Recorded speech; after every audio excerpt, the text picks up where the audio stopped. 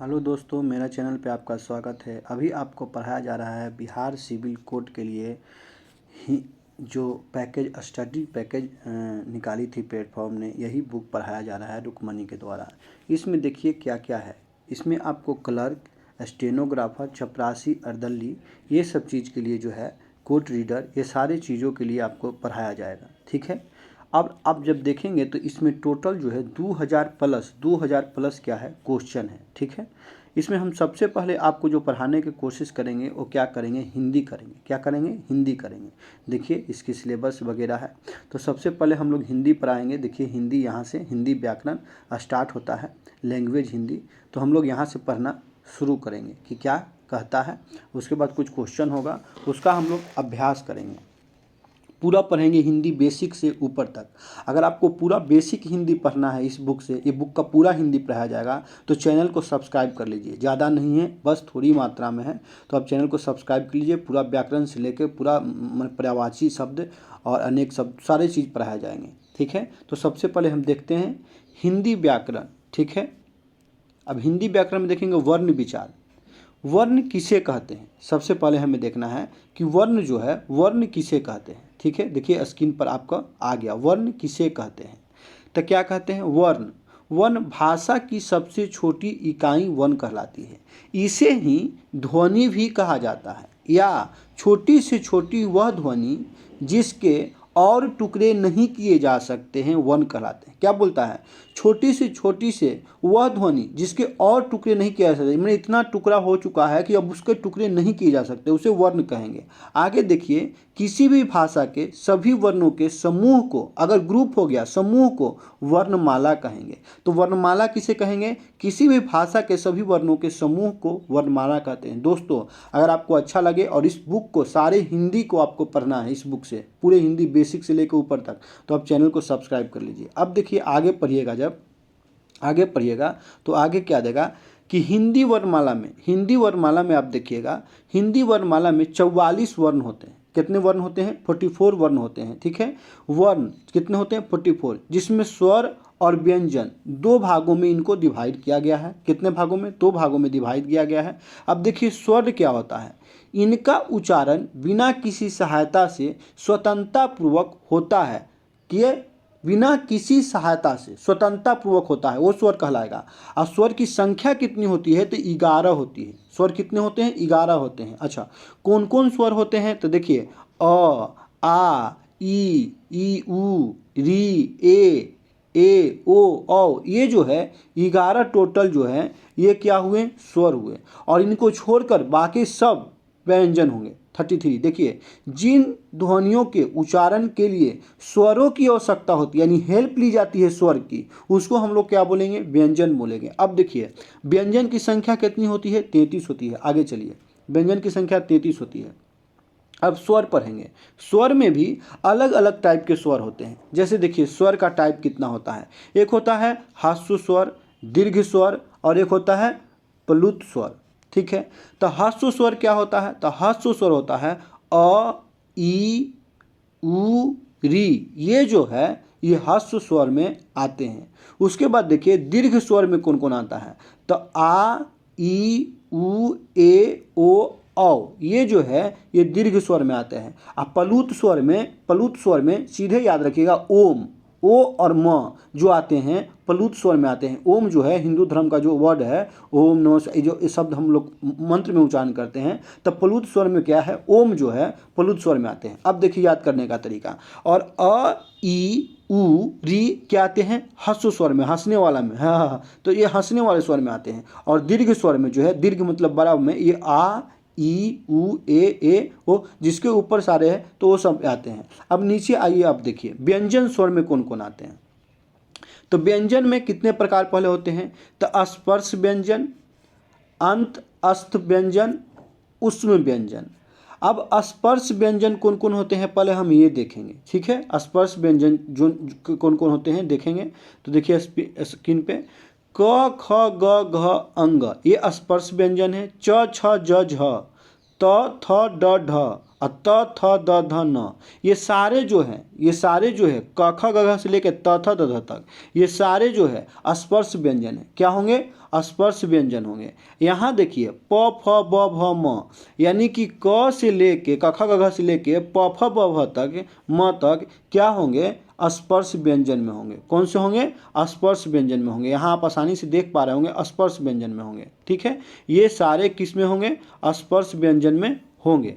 अब आइए आप यहाँ पे अंत अस्त व्यंजन। तो अंत अस्त व्यंजन यानी य र ल व, ये जो है य र ल व, ये जो है अंत अस्त व्यंजन। याद सीधे रखिएगा, य र ल व, मात्र ओनली 4, य र ल व, ये जो है अंत अस्त व्यंजन है। उसके बाद उष्म व्यंजन में जो आएगा, जो स वाला आएगा, 3 वो स वाला। ठीक है, स, फिर उसके बाद स और ह, इसमें तलब स, दंती स, मूर्धन्य स, तीनों स हो गए। ठीक है, और एक ह होगा, तो उष्म व्यंजन में होगा। कौन सा होगा? उष्म व्यंजन। अब आगे आइए आप संयुक्त व्यंजन। संयुक्त व्यंजन में कौन आएगा? तो क्षत्रिय आप पढ़े होंगे, तो क्षत्रज्ञ छत। ठीक है, क्षत्रज्ञ। ठीक है, ये कौन में आएगा? संयुक्त व्यंजन में। अब हम लोग देखेंगे कुछ आगे। देखिए यहाँ से देखिए अयोगवाह, जैसे कुछ चिन्ह जो है उसके बारे में बोला है। तो अनुनासिक का चिन्ह जो है, अनुनासिक का चिन्ह ये वाला होता है, ऐसे पड़ेगा। ठीक है, यानी ऐसे करके उसके ऊपर बिंदु, अनुनासिक का।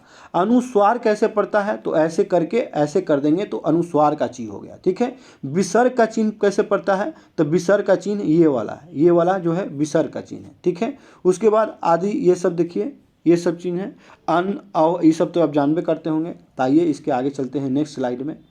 अब क्वेश्चन आ जाएगा आपको नेक्स्ट स्लाइड में। जब आप चलिएगा तो नेक्स्ट स्लाइड में आपको क्वेश्चन मिलेगा। ठीक है, और क्वेश्चन के आपको क्या करना है? आंसर करना है। ठीक है, तो क्वेश्चन का आंसर आप कैसे कर पाएंगे ये आप पे डिपेंड करता है, ये आपको करना है। अभी हम जिस तरह से पढ़ाए हैं तो आपका कंसेप्ट जितना क्लियर हुआ है उस हिसाब से जो है आप क्वेश्चन जो है कर पाएंगे। अगर आप कंसेप्ट क्लियर नहीं कर पाए हैं तो क्वेश्चन भी क्या है? क्लियर नहीं कर पाएंगे।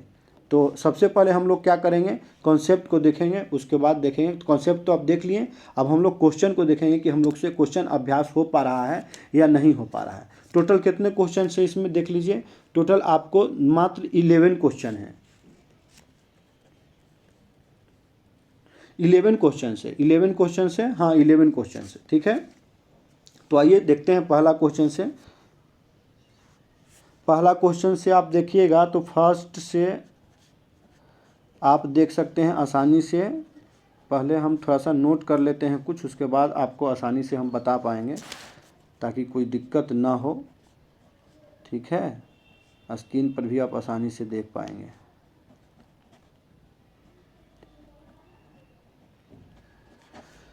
आइए आप यहाँ से देखिए, यहाँ से देख सकते हैं आप क्वेश्चन फर्स्ट का।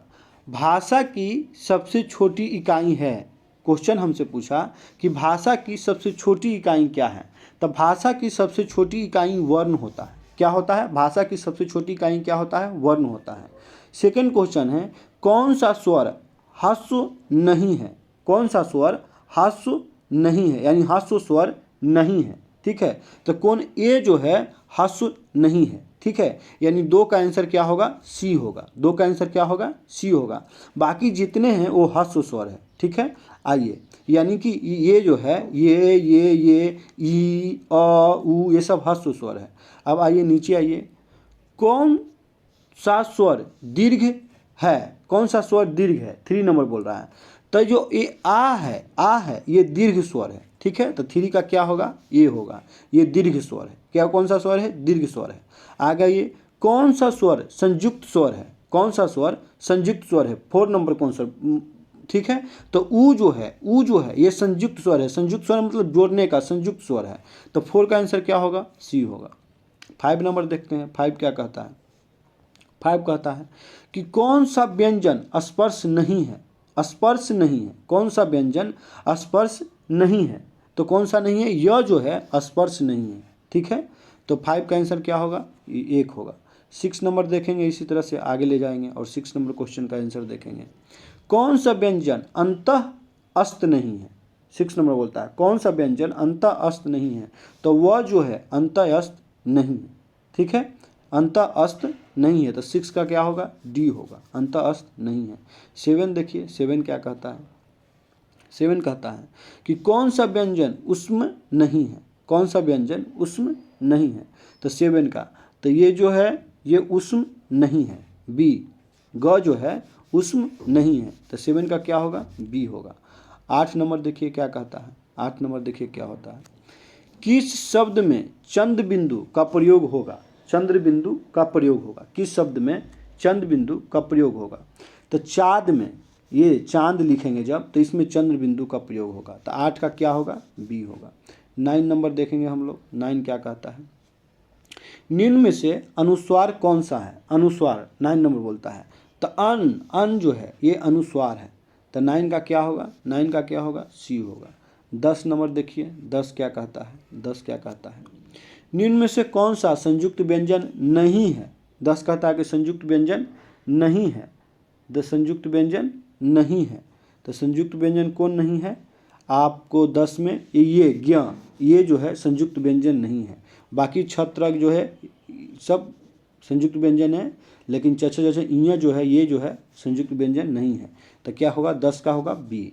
11 नंबर देखेंगे हम क्या कहता है, 11 नंबर कहता है कि निम्न में से कौन सा दीर्घ स्वर है, दीर्घ स्वर पूछ रहा है 11 का, तो ए ओ औ ये जो है ये दीर्घ स्वर है, तो यानी कि 11 का सी है। दोस्तों अगर आपको अच्छा लगता है तो चैनल को सब्सक्राइब कीजिए, शेयर कीजिए। थैंक यू, आज यहीं तक, नमस्कार।